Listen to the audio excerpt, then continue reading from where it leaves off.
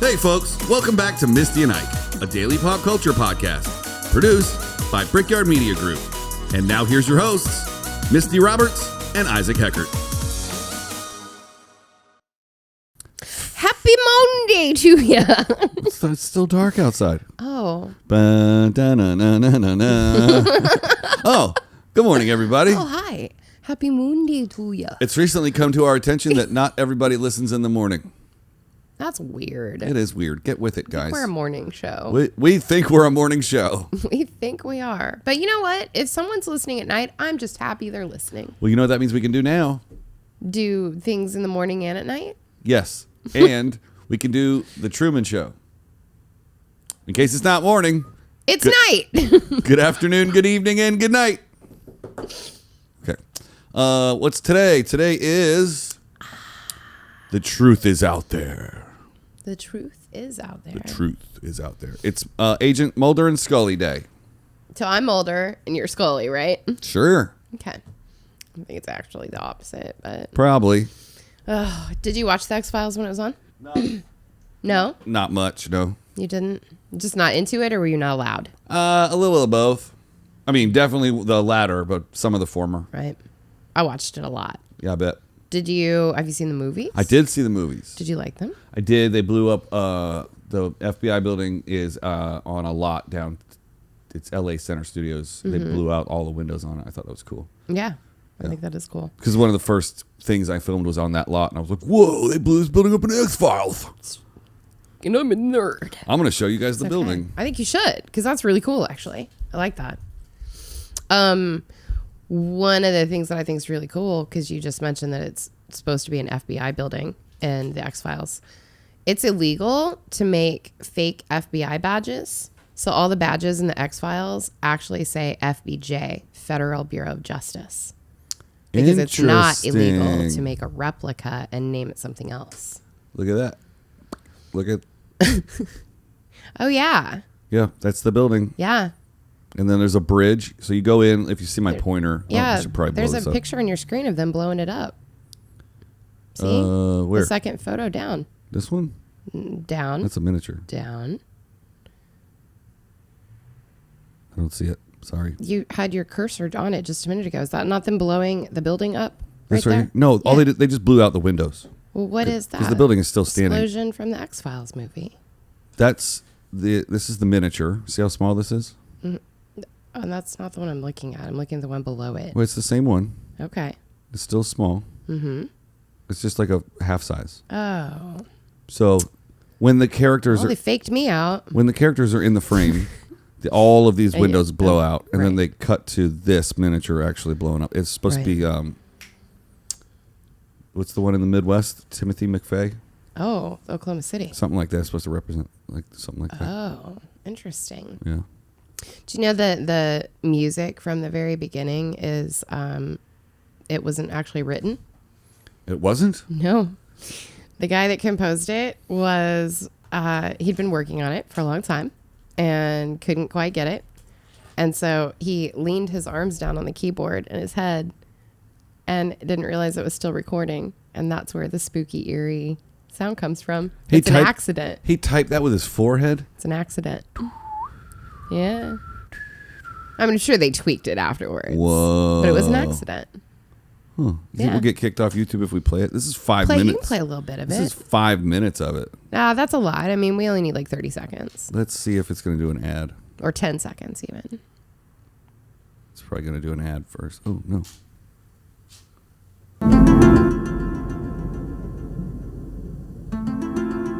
God, just hearing the music makes me happy. It's creepy, right? It's so creepy and awesome. Yeah. What if we just let it play during the rest of the episode? Do you think we'll get in trouble? I mean, we played the graduation song the whole episode. It's the same thing. Okay. Oh, spooky. Okay, I'm turning it off. So Chris Carter came up with the X-Files because he read a report that Harvard did. 3.7 million Americans have been claimed to have been abducted by aliens. Oh, yeah. 3.7 million. It was an analysis of a 1991 Roper poll survey. Yeah. Wow. That's a lot of people that think that they've been abducted by an alien. That goes back to last week's episode when we were talking about if they came in and touched our feet. I would be like, hey, buddy, what's up? And you would kill them. Yeah. Dana Scully was partly modeled on Clarice Starling. I'm thinking that's from Hannibal. Silence of the Lambs. Yep, Silence of the Lambs. Jodie Foster's character. Yes. Hello, Clarice. Did you know that Jodie Foster actually did a cameo on The X-Files? I did not know that. I'm reading it right now. Which is, I think that's actually really cool. Yeah. Since that character was based on her. She was a homicidal tattoo. What? She provided the voice of Betty, a homicidal tattoo. That's what it says right here.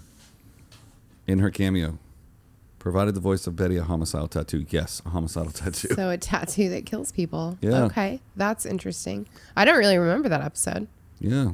Well, since we're still on my screen, David Duchovny pushed for Jennifer Beals to play Scully. That would have been really, really strange. I need to see. You know who Jennifer Beals is? I don't. I need to see a picture. Yeah, I mean, yes, but I don't. What a feeling. Please believe it. Those are not even the words. Keep singing. I don't know. No, I'm good. But see, here's the thing. These pictures of her right now still don't spark any. The leotard, the water coming down on her in Flashdance. She's the one in the chair doing the dance. She's like the main character. All right. Yeah. I'm gonna have to watch Flashdance tonight. There, the picture under the one you've got your cursor on. That's her in Flashdance. Right, and here. Yeah. Okay. Yeah. And how did that song go again? Nope. It just goes nope. So I also think that this is super cool. Gillian Anderson did such a good job playing that character. She really did. That when it was time to re-up her contract, they put a clause in her contract that said she could not play another FBI agent in anything else. Whoa. So when they went to go do Hannibal, there was an extreme interest in her doing the Clarice Starling role, and she couldn't do it. Really? Yeah. Huh. So Julianne Moore, another redhead, ended up being Clarice Starling in Hannibal. And Hannibal was the second or third one, right? Yeah. So why didn't the original girl do it? Why didn't Jodie Foster do it? Because I think, isn't Hannibal supposed to be a... We're going to have to do an episode on Hannibal, We guys. are. Yeah. It's also a show on CBS right now.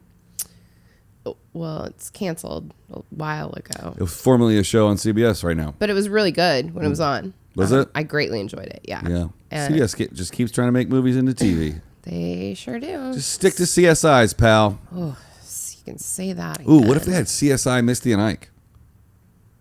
Where we go out and solve murders? Podcasters by day, homicide Homicide detectives detectives by by night. It's Misty and Ike. I am into that idea. Because then I could do this. Oh, you could wear your glasses? Yeah, I could wear my glasses, and then every time we solve a case, I could go, and that's peanut butter for you. What's that? The redheaded guy that does the one in Miami? David Caruso? David Caruso. And he always takes his glasses off, and he goes, Fucking worst. some stupid line at the end of every episode. He goes, stupid. somebody left the jelly out. Basically it's that. Yeah, let me do another one. Hold on. Yeah, please do. Wait, let's act this out. Okay. Wow, I'm super glad that we solved that big bad murder case. And that's why you gotta feed the kitty litter. Or does he do it and then put his glasses back on? I don't. One way or the other. He's. Let's do not great. Let's do a CSI episode. We could do that. There's Okay. Do you want to know some of the people who were up to be Mulder before David Duchovny? I would love to. Dean Cain. Ooh. Bruce Campbell. Superman. Dawn of the Dead. Not Dawn of the Dead. Bruce Campbell. You're on the right Something track. of the Dead with this chainsaw in his hand. What is it? He plays Ash in the Evil Dead. movies. Yes. I'm in the dead world.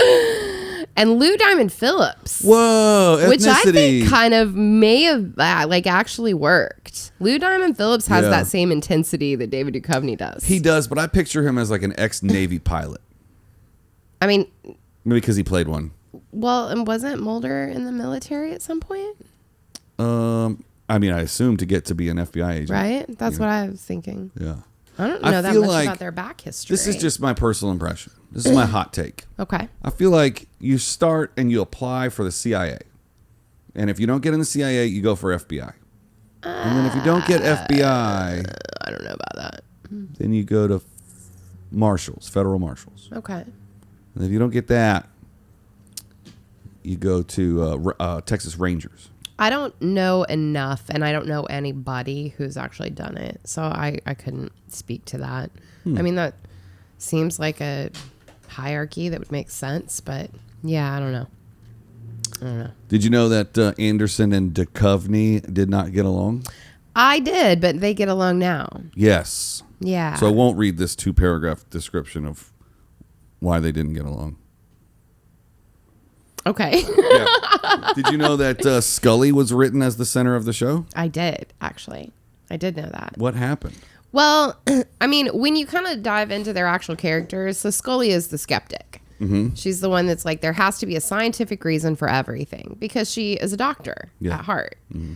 And Mulder is the believer. And to be honest with you, like when you start a show like that, nobody wants to pay attention to the skeptic. Oh, really? Like having the believer as the focal point just makes more sense. People are more interested in like that guy believes anything. Yeah. Like he'll fall for anything. And it's juxtaposed with his career. Like Right. he's supposed to be a skeptic. Right. But he's like, check it out. I like aliens. And they gave me a small little office in the basement of that. Well, and that's the thing too. In real life, they are the opposite. Like Gillian Anderson is the one who's a believer and has talked about it in the past. And Duchovny is the one who's like, people are crazy. All these conspiracy theories, all of this stuff, like people are nuts. So, yeah, it's kind of interesting, honestly. And I mean, you know, David Duchovny is a hot snack. Whoa. Let's just be honest. Whoa. Is that a good thing or a bad thing? That's a good thing. Okay. Because it didn't sound very good. You want to know how much he's worth? Like you want to bite into it? Like a pizza roll. A hot David snack. Duchovny is worth $80 million. Oh, you know what? He's actually an author now. He writes. He can do whatever he wants to. Yeah, he can. He got $225,000 per episode, but he also did 8 seasons of Californication. He sure did. And some other things. And then I will look up how much Killian is She's worth. been doing a lot of stuff too. She did this great show on the BBC. This it's kind of like a limited series called The Fall, and it was incredible. It's her and Jamie Dornan from 50 Shades of Grey. And she was a cop again. Solving murders. Murder solving. Solving murders. Your girl Jillian. Yeah. Looking at 35 mil. Okay. That's not too shabby. It's not too shabby. I don't think she went on to do 8 seasons of anything after X-Files. So. She, like I said, she's done quite a bit though. Why don't you pull up her IMDb and let's. Why don't I pull up her IMDb? Why don't you pull up her IMDb and I'm going to pull up Duchovny's IMDb at the same time. We need pulling up music. We do. All right,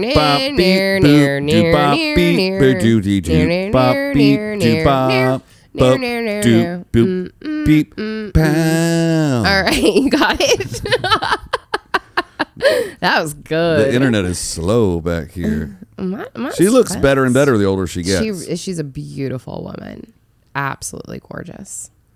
She did The Fall. That's the one I was talking about. Yeah. Squadron 42 is a video game coming out. The First Lady is a TV series in pre-production.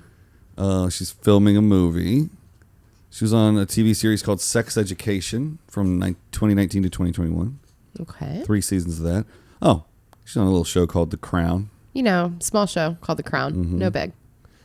Yeah. Movie. I feel like actors in England don't get paid for TV shows the way that our actors here do. Well, something interesting I heard last week, and I have even heard it from you, is in England, they schedule their shows to be 3 seasons and they're done. Yeah, but it doesn't always work that way. No, but by and large. Yeah. By and large. Check out last week's Throw episode. back to misused phrases. That's right. Yeah, it's not always a situation. And now with like streaming things being popular over there, it works differently as well. But like, it's just so much smarter, though. It's like you can just arc it out. They're going to buy 3 seasons. If we promise to be done after 3, will you buy it right now? Like, dude. yeah, you also used to only have like 4 networks, like 4 TV channels to pick from in England to watch. So things have always been traditionally very different. Well, let's argue about it. Why? I don't know. I don't know. I don't We can care. give our hot take on it. Well, it's just interesting to me. Like, so Duchovny, he did Aquarius, Californication. He hasn't really, I mean, he's done spots and things and a few movies here and there. He was in a little movie remake recently. The Craft. Yeah, I met him on that. Oh, I loved it. The day it came out, I bought it. I was literally sitting down. He was late. Somebody walks him in. They're like, David's here. And I go, I didn't realize what David they were talking about. And You told me about this. Yeah, I probably said it on the show, I was appalled by it. And I'm sitting there. I'm like, oh, hey, Dave. What's going on, man? And I turn back around. Oh, my God. And then he does one interview and he leaves. He wasn't on camera at all. He just did Well, it also that The Craft, the new one, was an all-woman. It was Zoe Lister-Jones that directed it. The writer of the new one was a woman, so like a female-fronted, which makes sense because it's about 4 girls. Sure. Yeah. So I was like very pro. Director of the promo was a woman. Nice. All right. I think the original like AD that. for the promo was a woman, but she got sick, and I was the last And then minute. there you were. There I was. I mean, you're close. Well, I'm You very can pull it feminine. off. I'm very feminine. You are. But I mean, basically what I'm saying is they kind of, it seems like they've done the same amount of work. And since X-Files, The Crown, she's done a couple of series Yeah. and Wow. she's worth 35 million and he's worth 80. Yeah, what did he do that got him so much more money? That's what I can't figure out because I'm looking at this. Because I think he might have written and created Californication. I don't believe so. It's got to be something. I mean, he may have been an exec producer or producer later on, but no, I don't think that. The creator is Tom Capanos. Well, I don't know what the pay disparity is. Well, like I said, I think maybe some of it is that they get paid very differently in the UK. We pay our actors and actresses incredibly here in the US. It's true. It's true. Anyways, back to the X-Files. So here's something, I mean, I guess it's kind of in line with what we were just talking about.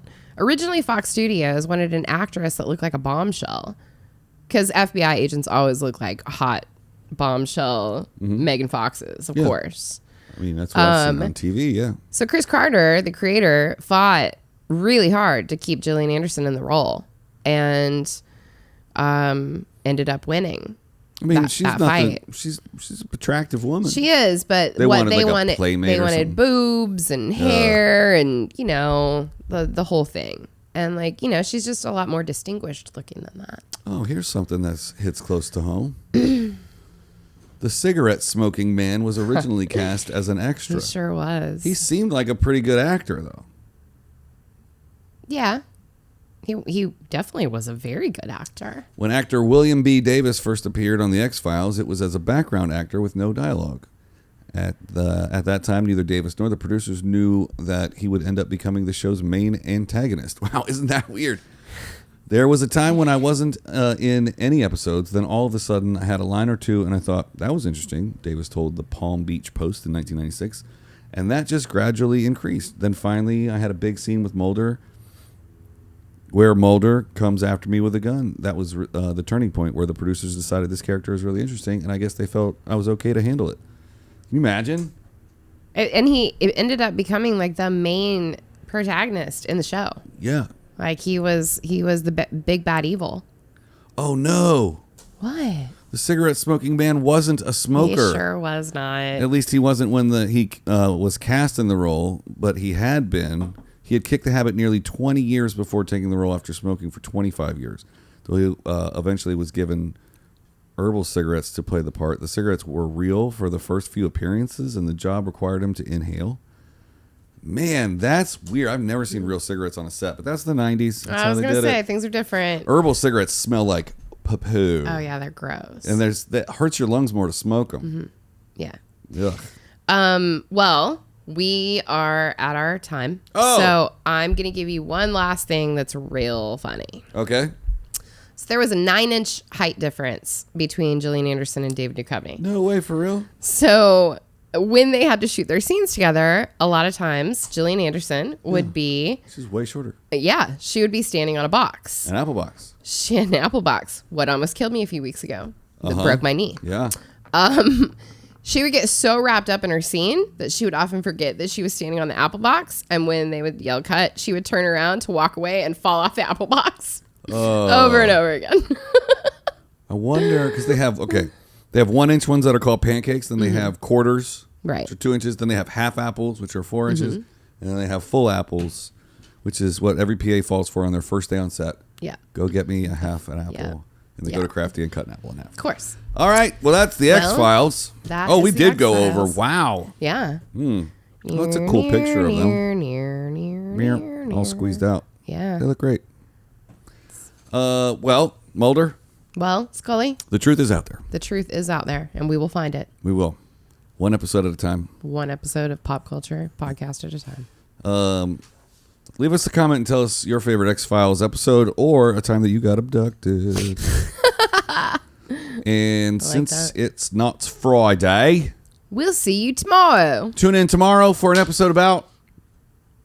Famous acting duos and their on-screen chemistry. Yes, that's exactly what I was thinking we were going to talk about. I was like, I don't know. Put you on the spot there, didn't I? You did. First time in 240 episodes I've done that. I wasn't ready for your info. Nobody's ready for my biscotti. Bye.